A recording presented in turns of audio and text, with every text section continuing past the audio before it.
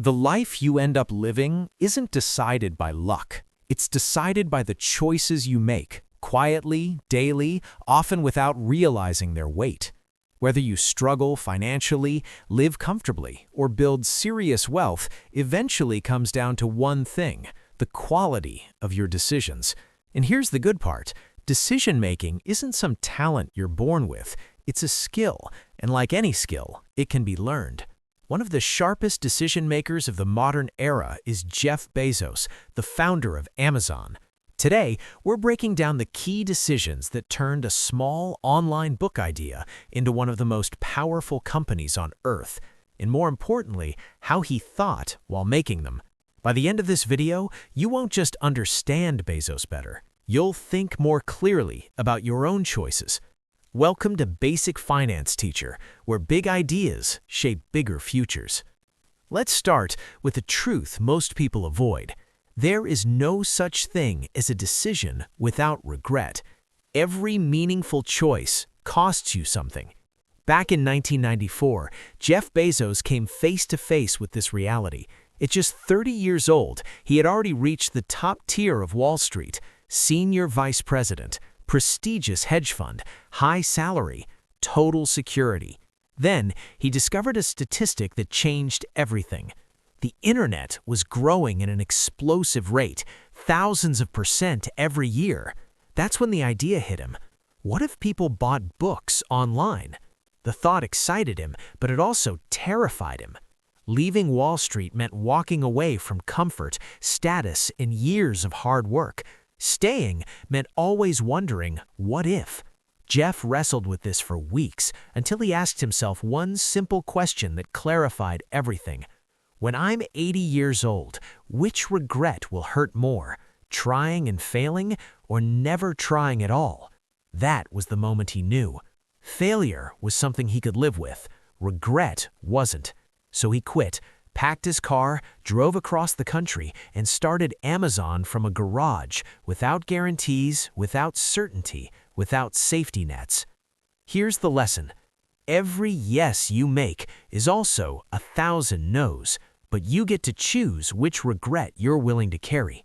So ask yourself, when you think about that dream you've been delaying, which decision will future you wish you had made? Now, better decisions usually lead to better outcomes, but not all decisions carry the same weight. Early on, Amazon was just an online bookstore, but Bezos saw a much bigger future.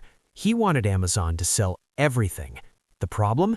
No one knew if online shopping was the future or just a temporary trend. Instead of overanalyzing, Jeff expanded anyway. Why? Because he understood something most people don't. There are two types of decisions. Some are one-way doors. Once you walk through, there's no going back. Others are two-way doors. You can step in, test things out, and step back if needed. Most decisions fall into the second category. Jeff treated them that way. He moved fast, learned quickly, and adjusted when needed. That flexibility allowed Amazon to grow into what it is today. So, if you're stuck overthinking something right now, ask yourself, is this really permanent, or are you just turning a two-way door into a prison? Because action creates momentum. Standing still creates regret. But what about the decisions that can't be undone? You'd think those require perfect information. They don't. In reality, waiting for complete certainty means never moving at all. One of the biggest risks Jeff ever took came around the year 2000. Amazon was growing fast, but its business model was breaking under pressure. Handling inventory, storage, and shipping everything itself was becoming chaotic. That's when Jeff proposed something radical. Let other businesses sell their products on Amazon. This idea became Amazon Marketplace. The risk was massive. If third-party sellers failed customers, Amazon's reputation could be destroyed, and there was no solid data proving this would work. But Jeff understood the environment. The internet was exploding. Businesses needed a platform. If Amazon didn't provide it, someone else would. So he moved forward, not with perfect data, but with conviction. Today, Marketplace generates over 40% of Amazon's sales and supports millions of businesses worldwide. The takeaway? You don't need perfect information, just enough clarity to act responsibly. A few years later, Amazon faced another challenge: unhappy customers. Shipping was slow, complaints were rising. Surveys said customers didn't want to pay extra for faster delivery, but conversations told a different story. People said they wouldn't pay, but emotionally, they desperately wanted speed. Jeff trusted the human stories over the spreadsheets. In 2005, Amazon launched Prime, a paid membership for fast shipping. On paper, it made no sense. In reality, it changed everything. Today, Prime has over 200 million subscribers and defines modern e-commerce. Lesson: when numbers and real human behavior don't align, the numbers are usually missing something. Listen to people, not just data. Now let's talk leadership. Many believe that big decisions require full agreement. Jeff disagrees. His philosophy is simple: disagree and then commit. When Amazon considered buying Whole Foods, the internal debate was intense. Some thought it was too expensive, others felt it didn't fit Amazon's strengths. Jeff heard everyone. Then he decided. Once the call was made, he expected total commitment regardless of disagreement. That unity allowed Amazon to integrate Whole Foods with Prime and Fresh. Leadership isn't about pleasing everyone. It's about choosing a direction and moving together. Debate is healthy. Indecision is deadly. Now here's something most people don't realize. Jeff Bezos fails a lot.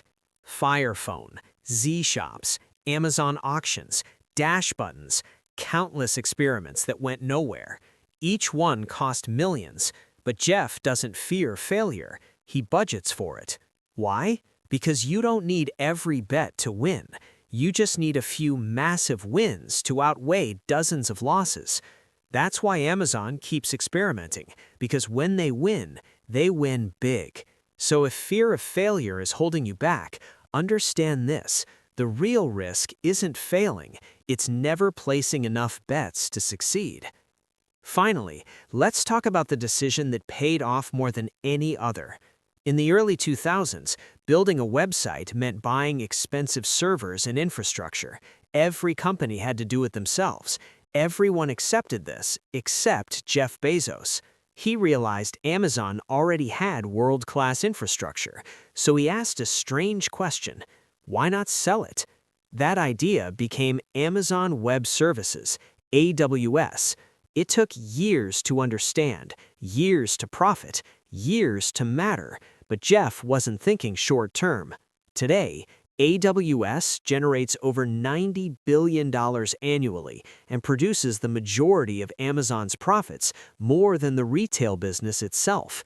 That's the power of long-term thinking.